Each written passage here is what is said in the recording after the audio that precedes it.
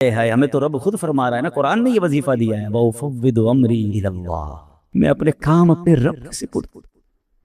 اللہ کو کہیں اللہ تھک گیا لوگوں کے پاس، کھائے دھکے، لوگ مدد نہیں کرتے، لوگ مذاق اڑاتے ہیں، ہاں دنیا والوں کو مت بتائے کرو اپنے مسائل، ہمیں لگتا ہے یہ میرا خیر خواہ ہے، میرا مددگار ہے، آپ کو چائے بھی پلائیں گے، آپ سے باتیں بھی کریں گے، آپ کے جانے کے بعد پیچھے لوگوں سے باتیں کرتے ہیں، آیا تھا میرے پاس فلاں مسئلے میں پھنسا ہوا ہے، اس کا تو یہ پرابلم ہے، اس کا تو یہ مسئلہ ہے، انجوائے کرتے ہیں لوگ۔ اللہ سے کہو نا، جب خالق ہی وہی ہے، مددگار ہی وہی ہے، وَأُفَوِّضُ أَمْرِي إِلَى اللَّهِ، اے اللہ میرے سارے کام تیرے سپرد کرتا ہوں۔ ان اللہ بصیر بالعباد، اللہ اپنے بندوں کو دیکھتا ہے، وہ اپنے بندوں کو دیکھ رہا ہے۔ اور آپ یقین کریں جب دل سے آپ نے اپنا سب کچھ اللہ کو سپرد کر دیا نا، کہ اللہ میری بیماری بھی تیرے حوالے، میرا کاروبار بھی تیرے حوالے، میری فیملی بھی تیرے حوالے، میرے معاملات بھی تیرے حوالے، جو مجھے ستا رہے مولا یہ بھی تیرے حوالے، میں نہیں لوں گا بدلہ مالک، میں نے سب تیرے حوالے کیا، تو جو میرے لیے فیصلہ فرمائے میرے مالک میں راضی، اگر تیرا فیصلہ یہ ہے کہ میں دکھ میں رہوں۔ الحمدللہ رب العالمین، والصلاة والسلام علی خاتم النبیین، اما بعد، فاعوذ باللہ من الشیطان الرجیم، بسم اللہ الرحمن الرحیم۔ پڑھیے، الصلاة والسلام علیک یا رسول اللہ، وعلی آلک واصحابک یا حبیب اللہ، الصلاة والسلام علیک یا نبی اللہ، وعلی آلک واصحابک یا نور اللہ۔ درود پاک کی فضیلت پر مشتمل حدیث پاک فرمان آخری نبی رسول ہاشمی صلی اللہ تعالی علیہ وسلم ہے، بے شک تمہارے نام پہچان کے ساتھ مجھ پر پیش کیے جاتے ہیں، لہٰذا مجھ پر احسن یعنی بہترین الفاظ میں درود پاک پڑھو۔ یعنی پیارے آقا کی بارگاہ میں ہمارے نام کے ساتھ درود پیش کیے جاتے، تو بہترین انداز میں، اچھے انداز میں، عشق و محبت کے انداز میں ہمیں درود پاک پڑھنا چاہیے۔ کیا خوبصورت اشعار صلاۃ السلام کے ہیں نا، کعبے کے بدر الدجا، تم پہ کروڑوں درود، طیبہ کے شمس الضحیٰ، تم پہ کروڑوں درود، تم سے جہاں کا نظام، تم پہ کروڑوں سلام، تم پہ کروڑوں ثنا، تم پہ کروڑوں درود۔ تو کثرت سے درود پاک پڑھتے رہا کریں۔ آئیے مل کر درود پاک پڑھ لیں۔ صلو علی الحبیب صلی اللہ تعالی علی محمد صلی اللہ علیہ وسلم۔ آج قرآن پاک کی کون سی آیت ہے؟ آج پارہ 1 ہے، سورہ بقرہ ہے، آیت نمبر 106 اور 107۔ آج 2 آیتوں کی ہم تلاوت بھی سنیں گے، ترجمہ بھی سنیں گے، اور پھر اس سے ملنے والا پیغام۔ بسم اللہ الرحمن الرحیم۔ ما ننسخ من آیت او ننسها نأتی بخیر منها او مثلها الم تعلم ان اللہ علی کل شیء قدیر الم تعلم ان اللہ له ملک السماوات والارض وما لکم من دون اللہ من ولی ولا نصیر۔ آسان ترجمہ قرآن کنز العرفان۔ جب ہم کوئی آیت منسوخ کرتے ہیں یا لوگوں کو بلا دیتے ہیں تو اس سے بہتر یا اس جیسی اور آیت لے آتے ہیں۔ اے مخاطب، کیا تجھے معلوم نہیں کہ اللہ ہر شے پر قادر ہے؟ کیا تجھے معلوم نہیں کہ آسمانوں اور زمین کی بادشاہی اللہ ہی کے لیے ہے، اور اللہ کے مقابلے میں تمہارا نہ کوئی حمایتی ہے اور نہ ہی مددگار۔ آیت نمبر 106 107 پارہ نمبر 1 کی ہم نے تلاوت سنی ہے اور اس کا ترجمہ سنا۔ اب ان 2 آیات میں ایک بڑا بہت اہم مسئلہ بیان ہوا ہے، ویری امپورٹنٹ ٹاپک، جسے مسئلہ نسخ کہا جاتا ہے۔ یہ دراصل یہود کا ایک اعتراض تھا جس کا یہاں جواب دیا گیا ہے۔ یہود مسلمانوں کو ورگلانے کے لیے کیا کہتے تھے؟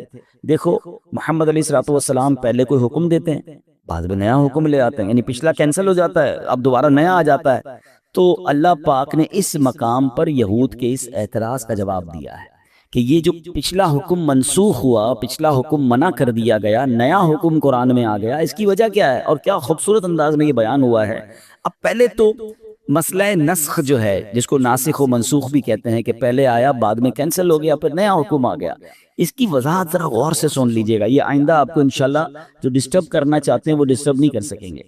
اب ویسے تو یہ اتنا اہم ٹاپک ہے جو ہر بندے کے لیے آسانی سے سمجھنا مشکل ہے، کیونکہ یہ درس و تدریس کے ذریعے، یہ علم اور علماء کے ذریعے ایک لمبی بحث ہے، اور اسی کی وجہ سے بعض ملحدین اسلام دشمن لوگ سوشل میڈیا پر آ کر بھی بکواس کرتے ہیں کہ جناب دیکھیں پہلے قرآن نے کیا حکم دیا، بعد میں حکم تبدیل ہو گیا ہے، معاذ اللہ. تو یہ اعتراض کرتے ہیں. تو اب دو تین ایگزامپل کے ذریعے، دنیاوی ایگزامپل کے ذریعے، آسان مثالوں سے اس مسئلے کو سمجھ لیں جو ہم دنیا میں بھی پریکٹس کرتے ہیں. مثال کے طور پہ کہ بچہ پیدا ہوتا ہے، جب بچہ پیدا ہوتا ہے تو ایک خاص مدت تک اسے صرف ماں کا دودھ ہی پلایا جاتا ہے اور کچھ نہیں کھلایا جاتا. ایک وقت آتا ہے پھر اسے کچھ ہلکی ہلکی ٹھوس غذا دینا شروع کی جاتی ہے. لکوڈ ہوتا ہے مگر تھوڑا گاڑھا لکوڈ ہوتا ہے. اور پھر ایک وقت آتا ہے کہ ماں اپنا دودھ چھڑا دیتی ہے اور پھر اسے نرم غذا، تھوڑے عرصے بعد پھر روٹی بھی کھانے لگتا ہے. وہ جتنا بڑا ہوتا جاتا ہے اس کی غذا ٹھوس ہوتی جاتی ہے، سالڈ ہوتی جاتی ہے. تو اب مجھے بتائیے کہ کیا اس وقت ماں کا دودھ دینا غلط تھا؟ کوئی بے وقوفی کہے گا نا کہ جناب پھر ماں کا دودھ کیوں دیا تھا، اگر اس کو آخر میں روٹی کھلانی تھی تو ماں کا دودھ نہیں دینا تھا. بھائی اس وقت ماں کے دودھ کی ضرورت تھی. گریجولی وہ بڑا ہوا تو نرم غذا پر آیا، اب گریجولی بڑا ہوا تو پراپر کھانے لگ گیا. اس وقت کی ضرورت وہ تھی، اس کے بعد ضرورت بدلتی گئی، بچہ اسٹرانگ ہوتا گیا، اس کی غذا بھی اسٹرانگ ہوتی گئی. بات سمجھ آ رہی ہے؟ ایک اور ایگزامپل سے سمجھیے.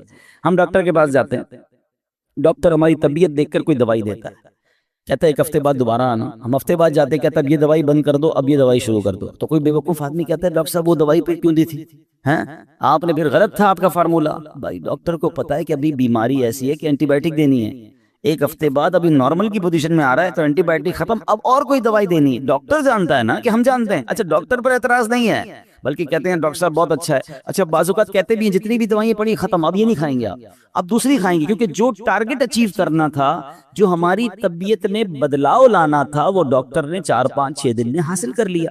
ٹھیک ہے نا؟ تو اب یہ جراثیم وہ ختم ہو گئے، بیکٹیریا ختم ہو گئے، اب وہ کسی اور طرف ہمیں لے جاتے ہیں. اللہ اکبر. جب ڈاکٹر کی بات سمجھ آ رہی ہے، اچھا اس کی بہت ساری مثالیں دی جا سکتی ہیں، لیکن میں صرف 2 ایگزامپل کے ذریعے سمجھائی جو ہم سب ایکسپیرینس کرتے ہیں. ہم سب بچے تھے، چھوٹے تھے، ہماری غذا اور تھی، بڑے ہوئے ہماری غذا بدلی. ہمارے بچے ہوتے تو ان کی غذا بچپن میں کچھ اور ہے، آگے جا کے کچھ اور ہے. تو اس وقت اس غذا کی ضرورت بھی صحیح فیصلہ تھا، بعد میں غذا کا امپروو کرنا بھی صحیح فیصلہ ہے. اس وقت اس دوائی کا ڈاکٹر کا فیصلہ بھی ٹھیک تھا، بعد میں اس دوائی یا اس فارمولے یا اس کورس کو ختم کر کے دوسرا کورس شروع کرنا بھی ڈاکٹر کا عموماً صحیح فیصلہ ہوتا ہے. تو اب میرے پیارے اسلامی بھائیوں، اب یاد رکھیے کہ رب کریم سبحان اللہ اب یہاں مثال سمجھانے کے لیے دی ہے. یہ ناسخ و منسوخ کی رب کی مرضی، وہ مالک خالق، اس کی مرضی کون سا حکم پہلے عطا فرمائے بعد میں اسے بنا فرما دے. اب اس میں رب عز و جل جو ہے سبحان اللہ وہ بہت حکمت والا ہے، وہ نہایت حکمت اس کی جو ہے وہ نہایت کامل و اکمل ہے. اس نے خاص حکمت کے تحت ہمیں ایک حکم دیا، اور اللہ اپنی حکمت کے ذریعے جانتا ہے کہ میرے بندے اس حکم پر 2 سال عمل کریں گے، جو تبدیلی ان کے اندر چاہیے وہ 2 سال میں آ جائے گی. جب 2 سال مکمل ہو گئے تو رب کریم نے وہ حکم منسوخ فرما دیا، کینسل ہو گیا، نیا حکم آ گیا. اسی کو نسخ کہتے ہیں. اس میں ہمارے لحاظ سے تو حکم تبدیل ہوا، لیکن حقیقت یہ ہے کہ جب نیا حکم آیا تو پتا چلا وہ پرانا حکم 2 سال کے لیے ہی تھا. اس کو 2 سال ہی رب کی مشیت تھی، 1 سال ہی تھا. تو اے میرے پیارے اسلامی بھائیوں، یہ میں نے ایک ایگزامپل کے ذریعے سمجھانے کی کوشش کی ہے، ورنہ ناسخ و منسوخ کا جو علم ہے یہ علماء اس پر پوری ڈیبیٹ کرتے ہیں. یہ سمجھیے پوری ایک سائنس ہے جس کو سمجھنے کے لیے بہت وقت چاہیے.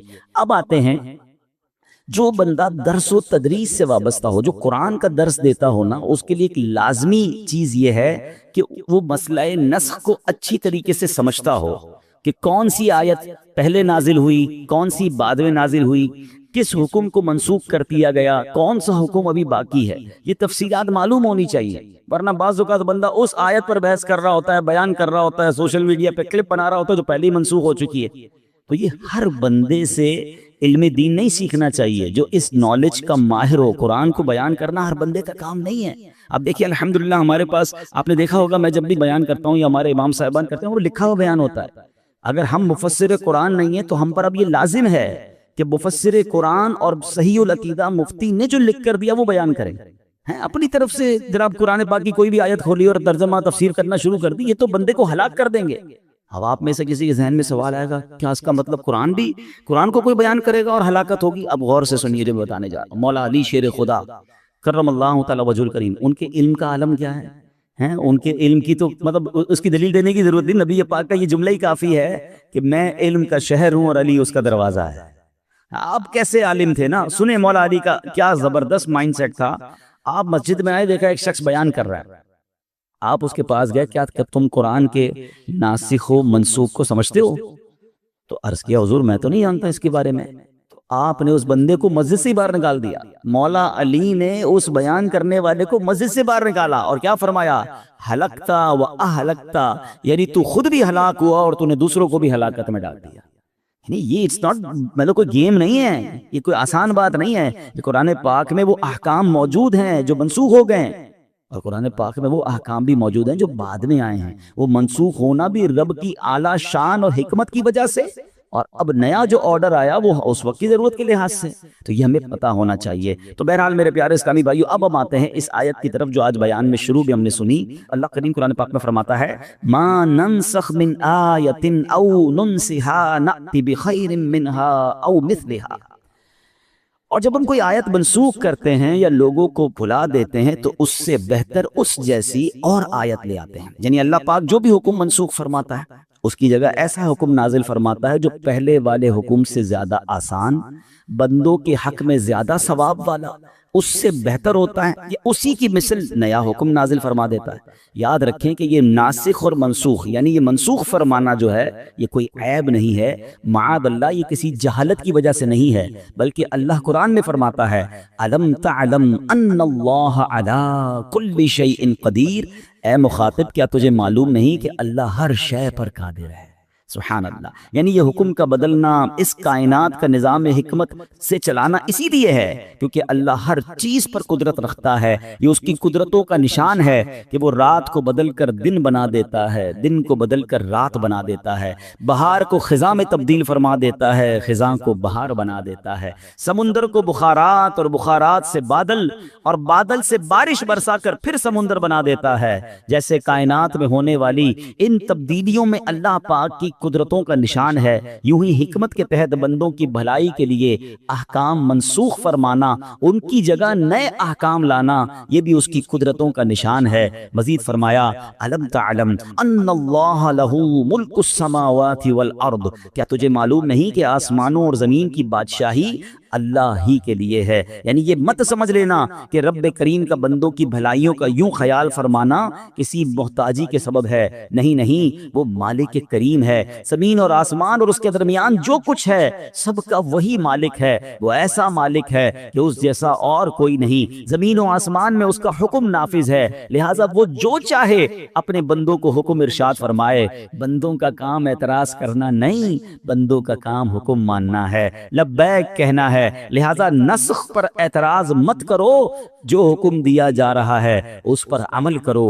اور یاد رکھو، اب آیت کا اگلا حصہ سنیں، وَمَا لَكُم مِّن دُونِ اللَّهِ مِن وَلِيٍّ وَلَا نَصِيرٍ، اور اللہ کے مقابلے میں تمہارا نہ کوئی حمایتی ہے اور نہ ہی مددگار، یعنی اللہ پاک کے مقابلے میں تمہارا کوئی مددگار نہیں ہے، نہ کوئی دوست ہے، بس اللہ کے احکام کو مضبوطی سے تھام لو۔ اے میرے پیارے اسلامی بھائیوں، اب ذرا آگے چلتے ہیں، اس آیت کو اور مزید ایلوبریٹ کرتے ہیں اور اس کی خوبصورت موتی تلاش کرتے ہیں۔ اللہ فرماتا ہے الم تعلم ان اللہ لہ ملک السماوات والارض، کیا تجھے معلوم نہیں کہ آسمانوں اور زمین کی بادشاہی اللہ ہی کے لیے ہے؟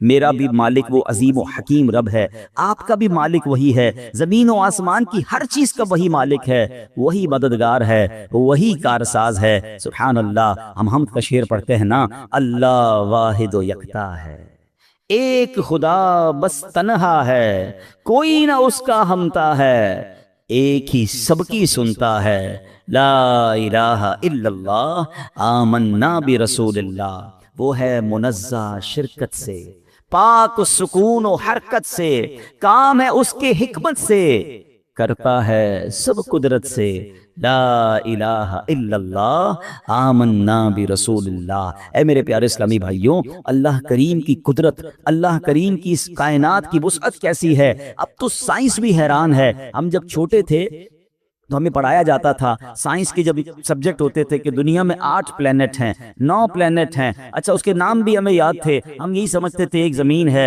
ایک چاند ہے، ایک سورج ہے، ایک مارس ہے، پھر پلوٹو ہے، اور جناب یہ 7-8 سیاروں پر بس یہ دنیا قائم ہے، جیسے ہمارا پلینٹ ہے ایسے 8 ہیں۔ سائنس کی عقل وہیں تک پہنچی تھی، اور اس کے بعد اب سائنس نے بتایا نہیں جناب، اب یہ تو بہت ساری کہکشائیں ہیں۔ تھوڑا معاملہ آگے بڑھا تو سائنس کی وہ تھیوری بھی کینسل ہو گئی، کہتے یہ ایک کہکشاں نہیں ہے، یہ تو اربوں کہکشائیں ہیں، اور جناب ہماری زمین تو اس پوری دنیا میں ایک نقطے کی حیثیت بھی نہیں رکھتی ہے، ہم اپنی دنیا کو پوری نہیں دیکھ پا رہے، ہم کبھی کسی ملک میں جاتے ہیں تو حیران ہو جاتے ہیں کہ یا اللہ تیری قدرت ایسی، یہ پہاڑ ایسے، یہ آبشار ایسے، اتنی وسعت دنیا میں موجود ہے کہ راؤنڈ گلوب ٹریول کرنا مشکل ہے، مگر جو تھوڑا سا سائنس کو اور اس کائنات کو دیکھ رہے ہیں یا اس پر سرچ کرتے ہیں تو پتہ چلتا ہے کہ اگر اس پوری کائنات کی کوئی ڈرائنگ ہوتی تو اس ڈرائنگ میں ایک بہت چھوٹا سا ٹائنی سا اگر کوئی نقطہ ہے تو یہ ارتھ بنتی ہے جہاں اربوں لوگ بستے ہیں۔ تو بتاؤ نا اس رب کی کائنات کتنی بڑی ہے، اور یہ بھی سائنس کی اب کی تحقیق ہے، ہو سکتا ہے 100 سال بعد کہیں جناب جتنا سوچا تھا یہ بھی ایک نقطہ ہے، یہ کائنات اس سے بھی وسیع ہے۔ اللہ اکبر۔ اب آئیے ایک حدیث سے سمجھیے گا کہ میرے رب کی کائنات کتنی بڑی ہے۔ اللہ اکبر۔ ایک جو آیت الکرسی میں ہم وہ پڑھتے ہیں نا، ایک بڑی خوبصورت آیت ہے وَلَا يَعُودُهُ حِفْظُهُمَا وَهُوَ الْعَلِيُّ الْعَظِيمُ، ترجمہ کیا ہے؟ اور ان کی حفاظت اسے تھکا نہیں سکتی، اور وہی بلند و شان والا، عظمت والا ہے۔ یعنی اللہ کریم اس پوری کائنات کی حفاظت فرما رہا ہے، زمین کی، آسمان کی، پوری جتنی بھی گلیکسیز ہیں، فرمایا یہ حفاظت اللہ کو تھکاتی نہیں ہے، ہاں وہ ایسا قادر ہے، وہ ایسا مالک ہے۔ علامہ قرطبی رحمۃ اللہ تعالی علیہ نے تفسیر قرطبی میں ایک روایت ذکر کی ہے، اب ذرا غور سے سنیے گا۔ کہتے ہیں ایک فرشتہ ہے اللہ کا جس کا نام حزقیائیل ہے، اس کے 18,000 پر ہیں، اور ہر پر کی جو لمبائی ہے نا اس کی وڈتھ کتنی ہے؟ فرمایا 500 سال کی راہ ہے، یعنی 500 ایئرز۔ اگر کوئی ہارس رائڈر گھوڑا دوڑائے وہ جتنا ٹریول کرے گا اتنی لمبائی ایک پر کی ہے، اور 18,000 پر ہیں، ٹھیک ہے؟ تو اب اس کے دل میں خیال آیا کہ یا اللہ میں تیرے عرش کا نظارہ کرنا چاہتا ہوں۔ ہمارے یہاں بھی کچھ لوگ ہوتے ہیں، کہتے ہیں ورلڈ ٹور کرتے ہیں، ذرا دیکھ کے آتے ہیں اللہ کی دنیا کتنی بڑی ہے، جاتے ہیں لوگ ٹریول پہ۔ اس فرشتے کو یہ شوق ہوا کہ میں اللہ کے عرش کا ایک چکر لگا لوں۔ پر کتنے؟ 18,000 پر۔ ہر پر کتنا بڑا وہ آپ نے سن لیا، 500 ایئرز گھوڑ سوار گھوڑا دوڑائے، اتنا بڑا پر۔ جب یہ فلائی کرتا ہوگا تو سپیڈ آف ٹریولنگ کا کیا عالم ہوگا؟ اللہ اکبر۔ اب جب اس کو اجازت دی گئی تو اس نے عرش اعظم کے چکر لگانا شروع کیا۔ روایت میں آتا ہے 20,000 سال تک وہ اڑتے رہے، 20,000 ایئرز تک عرش کا چکر کمپلیٹ نہیں ہوا۔ اللہ اکبر۔ اللہ پاک نے اس کے پر ڈبل کر دیے، 18,000 تھے 36,000 کر دیے، طاقت بھی دگنی کر دی، اسپیڈ بھی ڈبل کر دی ہے۔ اب غور کرے کتنی اسپیڈ بڑھ گئی؟ فرمایا مزید 30,000 سال تک وہ اڑتے رہے، مگر عرش الہی کا پورا راؤنڈ نہ کر سکے، اللہ کے عرش کو پورا کمپلیٹلی نہ دیکھ سکے۔ اللہ اکبر۔ 50,000 ایئر بعد اللہ فرماتا ہے اے حزقیائیل اگر تم قیامت تک اڑتے رہو پھر بھی میرے عرش کا مکمل چکر نہیں لگا سکو گے۔ حضرت حزقیائیل علیہ السلام نے یہ بات سنی تو ادب سے کہا سبحان ربی العالی، میرا رب بلند و بالا ہے۔ اے میرے پیارے اسلامی بھائیوں، یہ ہے میرے رب کی شان، یہ ہے اس کی قدرت کی وسعت، اور یہ ہماری سوچ سے ورا ہے۔ اب جو سائنس کے اسٹوڈنٹ ہیں نا ان کو یہ بات اب سمجھ آنے لگی ہے کہ what is beyond the imagination. کچھ لوگوں کو ہم پہلے کہتے تھے نا کہ اللہ کی قدرت سمجھ میں نہیں آ سکتی تو بحث کرتے تھے، یار سمجھ میں تو ہر چیز آتی ہے، تھیوری ہونی چاہیے، سائنس ہونی چاہیے، everything will be possible. آپ بتائیں، ہمیں سمجھائیں۔ ہم کہتے قدرت سمجھ نہیں آتی۔ کوئی کہتا جناب ابھی یہ فلاں چیز بتائیں جنت میں نعمتیں کیسی ہوں گی، ہم کہتے ہیں بیونڈ امیجنیشن، کیونکہ حدیث پاک میرے آقا نے فرمایا نہ کسی آنکھ نے دیکھا، نہ کسی کان نے سنا، نہ کسی دل کا گمان گزرا۔ یعنی جنت کی نعمتیں ایسی ہیں جس کے بارے میں آپ سوچ بھی نہیں سکتے، سوچ سے بڑھ کر اللہ نے وہ نعمتیں دی ہیں۔ تو ذرا زیادہ پڑھ لکھ لیتا ہے نا آدمی، وہ کہتا ہے ایسا کیسے ہو سکتا ہے، کچھ تو ہوگا، امیج تو بنانے دیں، سوچنے تو دیں۔ اب سائنس نے پروف کر دیا کہ آج سے 50 سال پہلے جو سائنس سوچتی تھی اس سے جناب سب کچھ باہر نکل گیا۔ اب بلیک ہول دریافت ہوئے، اب کہکشائیں دریافت ہوئی، اور سائنس کہتی پچھلی ساری تھیوری بیکار، جناب دنیا تو اس سے بہت بڑی ہے۔ اب ہو سکتا ہے اگلے 50-100 سال بعد آپ کو کہا جائے کہ 2025 میں جو ہم بات کرتے تھے وہ ساری باتیں غلط تھیں، دنیا اس سے بھی بڑی ہے۔ اور ایسا ہی ہے میرے رب کی کائنات کے کناروں کو، اس کی وسعتوں کو کون دیکھ سکتا ہے؟ تو یہ بات ہمیں سبحان اللہ قرآن و حدیث کے ذریعے مل رہی ہے کہ میرا رب کتنا عظیم ہے، بے ساختہ زبان سے نکلتا ہے سبحان ربی العالی، اللہ اکبر۔ بس ایک دل میں الحمدللہ، وہ اس کو کہتے ہیں نا ایمان کی، جو جس کو کہیں کہ یہ ہمارے ایمان کی طاقت اور ایمان کا یقین ہونا چاہیے کہ میرا رب سبحان اللہ یہ تو جتنی بڑی کائنات ہے نا وہ چاہے تو کن فرما کر ایسی ہزارہ دنیایں اور بنا سکتا ہے۔ ہاں یاد رکھیے ان اللہ علی بِكُلِّ شَيْءٍ قدیر۔ تو اے میرے پیارے اسلامی بھائیوں، اب ہمارے دل کو ڈھارس بن رہی ہے نا کہ جب ایسے عظیم مولا کے ہم بندے ہیں نا تو پھر چھوٹے چھوٹے معاملات میں گھبرایا نہ کریں۔ ہاں، ہمارے لیے بعض اوقات معاملہ بڑا ہوتا ہے، میرے رب کے لیے کچھ بھی نہیں ہے۔ ہاں، کیوں کر نہ میرے کام بنے غیب سے حسن، کیوں کر نہ میرے کام بنے غیب سے حسن، بندہ بھی ہوں تو کیسے بڑے کارساز کا۔ اس عظیم مولا کا بندہ ہو کر پھر ہم گھبراتے ہیں، پھر ہم ٹینشن میں آ جاتے ہیں، پھر ہم دنیا والوں کے چکر لگاتے ہیں۔ زندگی کا ایک اصول بنا لیں، اپنے کام سپرد کریں اپنے رب کے۔ پرابلم میں آ گئے کہ اللہ مالک ہے، وہ اللہ ہے ہی، جب مالک ہی وہی ہے، کریم ہی وہی ہے، خالق وہی ہے، اس پوری کائنات کو چلا رہا ہے، تو میرے پرابلمز اس کے لیے کچھ بھی نہیں ہے۔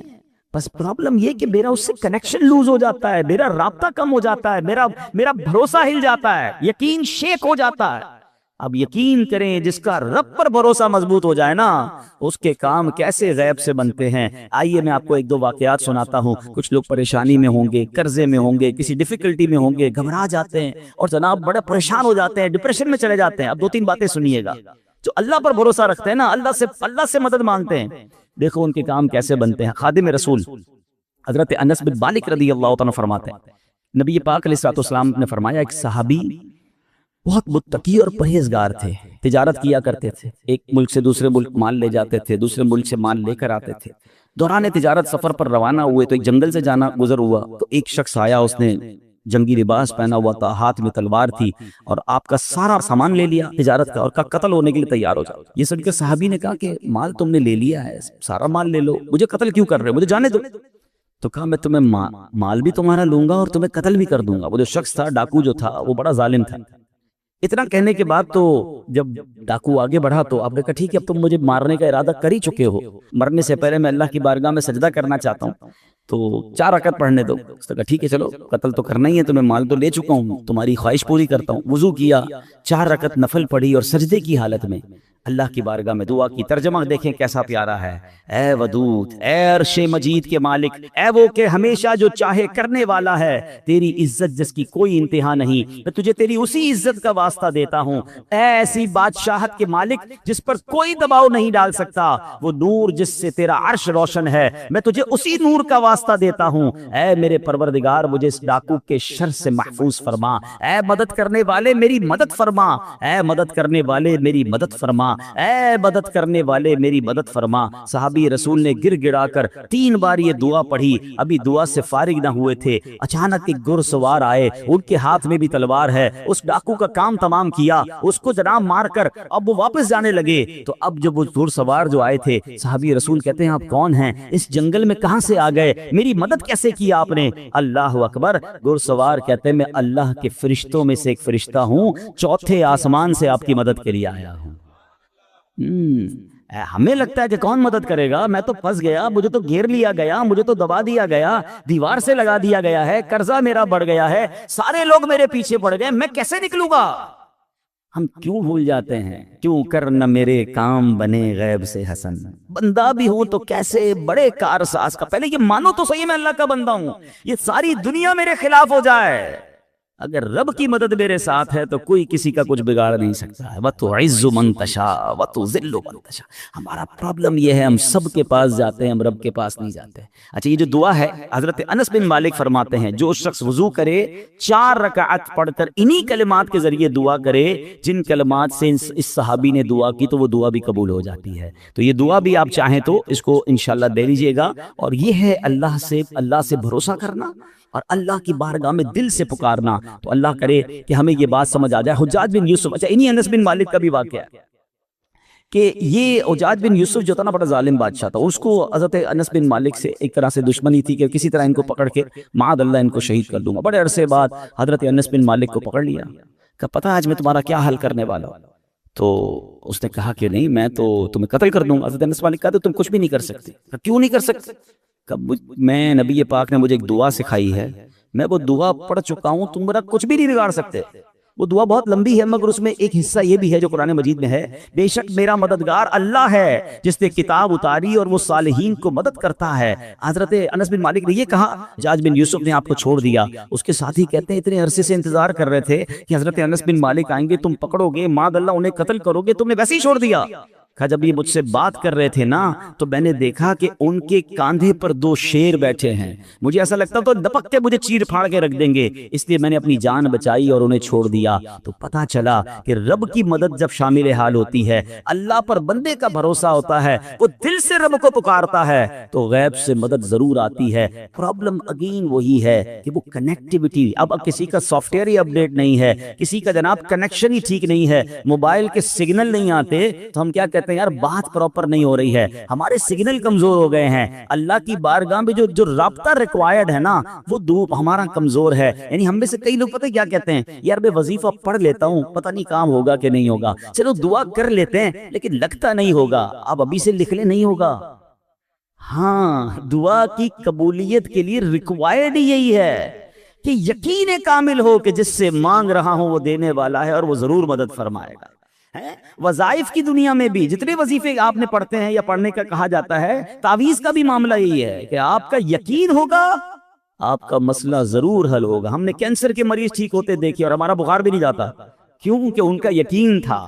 دعا کرنے والے کا جب یقین ہو جاتا ہے نا تو پھر اللہ اس کو اس کے گمان سے زیادہ بہتر عطا فرماتا ہے۔ پہلے بھی کئی بار یہ واقعہ سنا ہے لیکن چلیں آج موضوع ہے، ایک شہر میں گاؤں میں بارش نہیں ہو رہی تھی، تو جب بارش نہیں ہو رہی تھی تو لوگوں نے کہا مل کے دعا کرتے ہیں، ہزاروں لوگ جمع ہو گئے، کئی سالوں سے بارش نہیں ہوئی تھی، کھیت بھی سوکھ گئے تھے، سارے جو ہے وہ مویشی بھی پیاسے تھے۔ جب دعا کی تو ایک نوجوان جو چھتری لے کر آیا، سب لوگ مذاق اڑانے لگے کہ اللہ کے بندے، سارے گاؤں میں کئی عرصے سے بارش نہیں ہوئی، تم چھتری لے کر آؤ۔ کہا مانگنے کس سے آیا ہوں؟ اللہ سے مانگنے، بارش تو اسی نے دینی ہے، بارش ہو گئی تو کیا بھیگتے ہوئے واپس جاؤں گا؟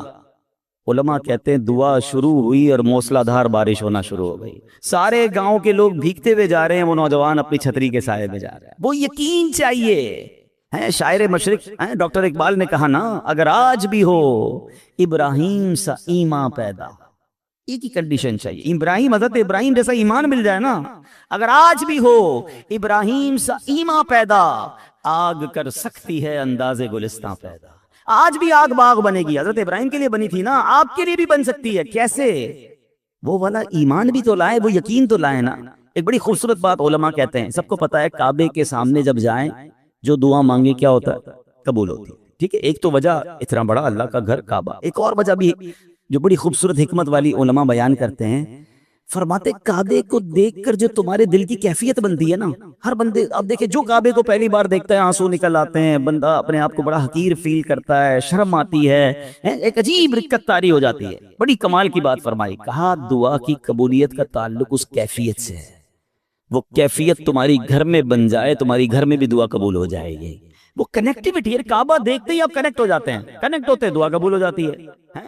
وہی کنیکشن اگر آپ کا یہاں ہو جائے، وہ اللہ سے تعلق، وہ رکت قلبی، وہ سوز، وہ گداز، وہ رونا، وہ گڑگڑانا، آپ دنیا میں کہیں ہیں، کعبے کے سامنے نہیں ہے، آپ وہ کیفیت آپ پر طاری ہوئی، آپ کی دعا قبول ہو جائے گی۔ تو یہ بات سمجھنی ہے کہ میں اس رب کا بندہ ہوں جس کی کائنات وسیع، جس کی قدرت کا کوئی کنارہ نہیں، تو میرا مسئلہ اس کے لیے کچھ بھی نہیں ہے۔ اللہ مالک ہے، اللہ خالق ہے، بس یہ بھروسہ اگر دل میں ہو گیا تو اے میرے پیارے اسلامی بھائیوں معاملہ آسان ہو جائے گا۔ اب اس آیت کا آخری جز سمجھ کر بیان کو ختم کرتے ہیں۔ اللہ نے فرمایا وَمَا لَكُم مِّن دُونِ اللَّهِ مِن وَلِيٍّ وَلَا نَصِيرٍ، اللہ کے مقابلے میں تمہارا نہ کوئی حمایتی ہے اور نہ ہی مددگار۔ اب ایک سادہ سا سوال ہے، قرآن تو کہہ رہا ہے کہ اللہ کے علاوہ جو ہے، اللہ کے مقابلے میں تمہارا کوئی مددگار نہیں، مگر اگر میں آپ سے پوچھوں کہ کیا دنیا میں کسی سے مدد نہیں لیتے، تو آپ کہتے ہیں ہم تو روز مدد لیتے ہیں، کھانا کوئی کھلاتا ہے، پانی کوئی پلاتا ہے، ملازم بھی ہمارا کام کر دیتا ہے، کسی عالم کے پاس جا کر مدد لیتے ہیں کہ ہمارا شرعی مسئلہ بیان کر دیں، تو یہ بھی تو مدد ہے۔ پھر اللہ پاک نے کیوں فرمایا کہ وَمَا لَكُم مِّن دُونِ اللَّهِ مِن وَلِيٍّ وَلَا نَصِيرٍ، اللہ کے مقابلے میں تمہارا نہ کوئی حمایتی ہے اور نہ کوئی مددگار۔ اس آیت کو سمجھنا ہوگا، اسی آیت کو انٹرپریٹ کر کے لوگ جو ہے وہ ہمارے عقائد اور دیگر چیزوں کو ڈسٹرب کرتے ہیں۔ اب ذرا سمجھیے، غیر اللہ کی دو قسمیں ہیں، ایک ہے دون اللہ یعنی جو اللہ پاک کے دشمن ہیں، اور دوسری قسم ہے عباد اللہ یا اولیاء اللہ یعنی جو اللہ پاک کے بندے، اللہ پاک کے دوست ہیں۔ اللہ کریم نے جہاں جہاں بھی غیر اللہ کی مدد کا انکار کیا وہاں دون اللہ کا لفظ استعمال ہوا، مطلب یہ کہ اللہ پاک کا کوئی بھی دشمن اللہ پاک کے مقابلے میں کسی کی کوئی مدد نہیں کر سکتا۔ اللہ پاک چاہے تو بندے کو شفا نہیں ملنی تو کوئی غیر اللہ دون اللہ کچھ بھی کر لے، بندے کو شفا نہیں ملے گی۔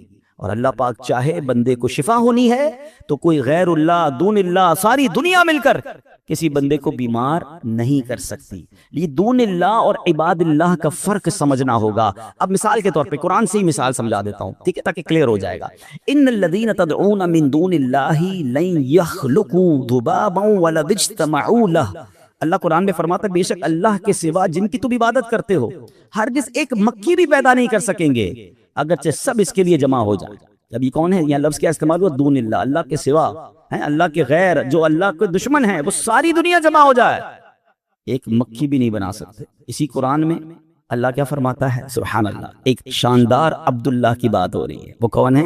حضرت عیسیٰ علیہ السلام. اللہ کے بندے ہیں نا, اللہ کے پیغمبر ہیں, اللہ کے پیارے ہیں. قرآن فرماتا ہے انی اخلق لکم من الطین کہیئۃ الطیر فانفخ فیہ فیکون طیرا باذن اللہ. میں تمہارے لیے مٹی سے ایک پرندے جیسی شکل بناتا ہوں, پھر اس میں پھونک ماروں گا تو وہ اللہ کے حکم سے فوراً پرندہ بن جائے گی. دون اللہ کو چیلنج دیا جا رہا ہے, ساری دنیا مل جاؤ, ایک مکھی نہیں بنا سکتے. اور اللہ ہی قرآن میں فرما رہا ہے کہ میرا ایک پیارا ایسا ہے کہ مٹی سے پرندہ بنا کر پھونک مارتا ہے تو مکھی نہیں پورا پرندہ بنا دیتا ہے.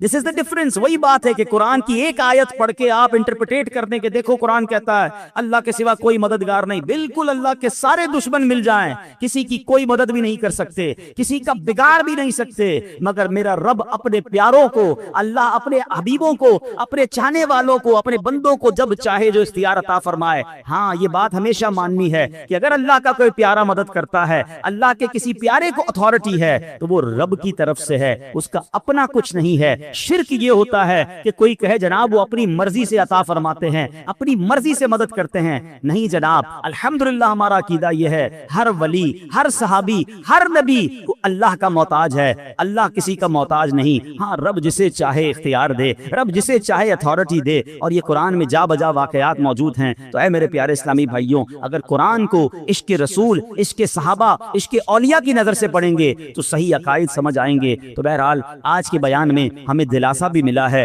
اللہ کتنا عظیم مالک ہے یہ بھی سنا ہے. تو اپنے پرابلمز اللہ کے سپرد کر دیں. آخر میں ایک آپ کو وظیفہ بتانا چاہتا ہوں, زندگی میں اس کو یاد کر لیں. اگر آپ کسی پرابلم میں ہیں, بیماری میں ہیں, قرضے میں ہیں, مشکل میں ہیں, ٹینشن میں ہیں, آپ اللہ کی بارگاہ میں قرآن ہی کے ذریعے یہ عرض کرنے کی عادت ڈال دیں, وَأُفَوِّضُ أَمْرِي إِلَى اللَّهِ ان اللہ بصیر بالعباد. یہ آیت کا جز یاد کر لیں اور یقین کریں, جس کو کہتے ہیں نا ٹھنڈک ہو جاتی ہے. اس کا معنی کیا ہے؟ میں اپنے معاملات اللہ کے سپرد کرتا ہوں, اللہ اپنے بندوں کو دیکھ رہا ہے. کوئی آ کے کہتا نا یار میں نے فائل جمع کرا دی ہے وزیر اعلیٰ کے پاس, میں گیا تھا گورنر کے پاس جمع کرا کے آیا ہوں, بھائی میری بڑی سورس ہے, میں فلاں دفتر میں اپنی فائل جمع کروا کے آیا ہوں. حالانکہ وہ فائلیں پتہ نہیں وہاں دبی جاتی ہیں, پھر بھی تھوڑی بہت تسلی ہو رہی ہوتی ہے ان کو کہ یار فائل فلاں جگہ پہنچ گئی ہے.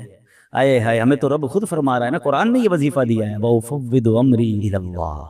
میں اپنے کام اپنے رب سے سپرد. اللہ کو کہیں اللہ تھک گیا لوگوں کے پاس, کھائے دھکے, لوگ مدد نہیں کرتے, لوگ مذاق اڑاتے ہیں. ہاں دنیا والوں کو مت بتائے کرو اپنے مسائل. ہمیں لگتا ہے یہ میرا خیر خواہ ہے, میرا مددگار ہے, آپ کو چائے بھی پلائیں گے, آپ سے باتیں بھی کریں گے, آپ کے جانے کے بعد پیچھے لوگوں سے باتیں کرتے ہیں, آیا تھا میرے پاس فلاں مسئلے میں پھنسا ہوا ہے, اس کا تو یہ پرابلم ہے, اس کا تو یہ مسئلہ ہے. انجوائے کرتے ہیں لوگ.